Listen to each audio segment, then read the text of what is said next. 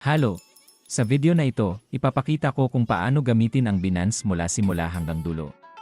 Kasabay nito, ipapaliwanag ko rin kung paano suriin kung ang 20% na diskwento sa trading fee mula sa referral system ng Binance ay naipatupad ng tama o hindi. Paraan para suriin kung nagamit ang Binance referral. Bago magparehistro, inirekomendang palaging gumamit ng referral dahil makakatanggap ka ng 20% na diskwento sa trading fee. Bukod dito, may bonus din na nagkakahalaga ng $600. Kapag hindi gumamit ng referral, may tuturing itong pagkalugi. Napakadali lang suriin kung nagamit ang referral o hindi. Kung papasok ka sa Binance gamit ang link na ibinigay ko, makikita mo ng malinaw ang impormasyong ito sa kaliwang bahagi ng screen. Ibig sabihin, kapag pumasok ka gamit ang aking link, makakatanggap ka ng 20% cashback sa trading fee. At bonus na nagkakahalaga ng $600. Kung makita mo ang screen na ito kapag pumasok ka sa link, ibig sabihin ay tama ang pagkaka-apply ng referral. Kung nagparehistro ka gamit ang link na walang referral, pagkatapos magparehistro, kung walang trading history at lumipas na ang 6 na buwan, maaari mong manu-manong ilagay ang referral gamit ang link. At matatanggap mo ang kaukulang mga benepisyo. Mangyaring tandaan ito. Mga hakbang sa pagpaparehistro sa Binance. Ngayon, babalik tayo sa pangunahing paksa at sisimulan ang proseso ng pagpaparehistro. Una, ilagay ang email na gagamitin mo. Maaari kang gumamit ng anumang email. Ngunit inirekomendang gumamit ng Gmail.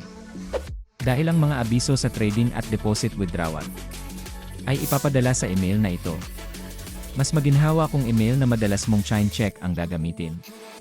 Pagkatapos sumang-ayon sa mga tuntunin at kondisyon, makikita mo ang hakbang ng email verification. Pumunta sa inbox, kopyahin ang verification code. At i-paste ito. Kung hindi ka nakatanggap ng email, pakisuri rin ang spam folder. Sa huli, gumawa ng password. Ang password ay dapat hindi bababa sa 8 character. At mayroong kahit isang numero at isang malaking titik. Kapag natapos ito, kumpleto na ang pagpaparehistro. Proseso ng UIT verification. Ang susunod na hakbang ay ang pag-verify ng identidad, EVI, na agad nalalabas pagkatapos ng pagrerehistro. Kung hindi mo kukumpletuhin ang identity verification, magkakaroon ng limitasyon sa deposito, pag-withdraw, at paggamit ng exchange. Ang hakbang na ito ay obligado upang magamit ng normal ang Binance. May 3 uri ng dokumento na maaaring gamitin para sa verification. National ID, driver's license, o pasaporte. Sa video na ito, ipapaliwanag ko ang proseso gamit ang National ID bilang halimbawa. Susunod, pipili ka ng paraan ng verification. Mangyaring piliin ang file upload method sa halip na div code method. Pagkatapos nito, i-upload ang larawan ng harap at likod ng iyong ID. Kapag tapos na ang pag-upload, ikaw ay lilipat sa real-time facial verification. Iposisyon ng maayos ang iyong mukha sa frame ng screen. At sundin ang mga tagubilin tulad ng pagkurap o paggalaw ng ulo pakaliwa at pakanan. Sundin lamang ang mga instruksyon na ibinibigay. Karaniwan, ang verification ay tumatagal ng humigit kumulang 5 minuto hanggang 1 oras. Kapag matagumpay nang nakumpleto ang identity verification, magpapatuloy na tayo sa spot trading. Spot trading. Ang spot trading ay napakadali. Sa screen ng Binance, ay click ang menu na Trade at piliin ang Spot. Lalabas ang screen ng spot trading. Hanapin ang coin na gusto mong bilhin sa search bar. Piliin ang coin na yon. Sa spot trading, maaari kang pumili sa pagitan ng limit order at market order. Walang pagkakaiba sa trading fee, kaya piliin kung alin ang mas maginhawa para sa iyo. Para sa market order, ilagay lamang ang dami at pindutin ang buy, agad na maisasagawa ang trade. Pagkatapos nito, makikita mo ang coin sa iyong spot wallet. Ang proseso ng pagbenta ay pareho rin. Ilagay ang dami at pindutin ang sell. Futures trading. Ngayon, lilipat tayo sa futures trading. Sa itaas na menu ng Binance, ay click ang e-futures at pumasok sa unang menu. I-scroll ng kaunti pababa ang screen, makikita mo ang menu na transfer.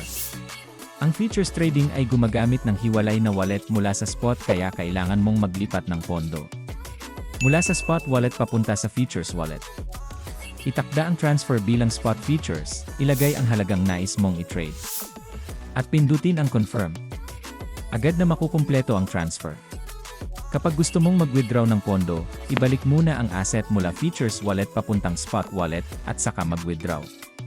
Ang default na trading pair ay karaniwang cost. Maaari kang pumili ng kahit anong coin na gusto mo. Bilang halimbawa, gagamit tayo ng coin na may mababang presyo. Margin at leverage settings. Una, piliin ang margin mode. Pumili sa pagitan ng isolated o cross. Ang isolated margin ay gumagamit lamang ng asset ng mismong posisyon. Mas madali nitong kontrolin ang risk. Ang cross margin ay gumagamit ng buong asset ng account, kaya maaaring maapektuhan ang buong account kapag nalugi. Para sa mga baguhan, inirekomenda ang isolated. Susunod ay ang leverage setting. Ang default leverage ay 20 das, ngunit mas ligtas para sa beginners ang 2 das, 5 da o mas mababa. Mas mataas ang leverage, mas malaki ang posibleng kita, ngunit mas mataas din ang risk at fees. Order type at position direction. Ngayon, piliin ang order type. Maaari kang pumili ng market order o limit order. Ang market order ay agad na naisasaad, ngunit bahagyang mas mataas ang bayad. Ang limit order ay nagbibigay daan upang itakda ang nais na presyo at maisasagawa lamang kapag naabot ang presyong iyon. Pumili ayon sa kondisyon ng merkado. Sa huli, piliin ang direksyon ng posisyon. Ang long position ay ginagamit kapag inaasahang tataas ang presyo. Ang short position ay ginagamit kapag inaasahang bababa ang presyo. Kapag nakapasok na sa posisyon, makikita ang detalye sa ibabang bahagi ng screen. Paano isara ang trade? Kapag nais mong isara ang trade, maaari kang pumili ng market o limit order. Sa limit order closing, itakda ang presyo at dami, at otomatikong magsasara ang posisyon kapag naabot ang presyo. Sa market order closing, agad na magsasara sa kasalukuyang presyo. Ilagay lamang ang dami. Ito ay nagbibigay daan sa mabilis na pagkuha ng kita o paglimit ng pagkalugi. Pangwakas. Sa video na ito, ipinaliwanag namin ang paraan ng pag-check ng referral at proseso ng pagrerehistro, UA identity verification, at futures trading mula pagpasok hanggang paglabas ng posisyon.